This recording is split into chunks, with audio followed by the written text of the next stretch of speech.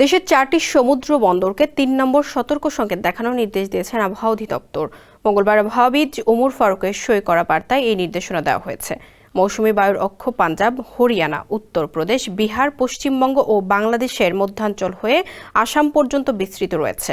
একই সঙ্গে এটি বাংলাদেশের ওপর সক্রিয় এবং উত্তর বঙ্গোপসাগরে প্রবল অবস্থায় রয়েছে।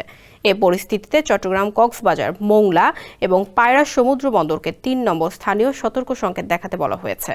এছাড়াও রংপুর, রাজশাহী, ঢাকা, ময়মনসিংহ, খুলনা, বরিশাল, চট্টগ্রাম ও সিলেট বিভাগের অধিকাংশ জায়গায় দমকা হাওয়া সহ বৃষ্টি বা বজ্র সহ বৃষ্টি হতে পারে।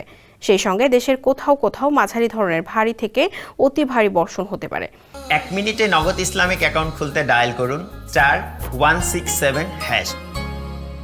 যার প্রভাবে সারা দেশে দিনের তাপমাত্রা সামান্য বৃদ্ধি পেতে পারে এবং রাতের তাপমাত্রা প্রায় অপরিবর্তিত থাকতে পারে। আগামী 5 দিনের আবহাওয়ার অবস্থা জানানো হয়েছে।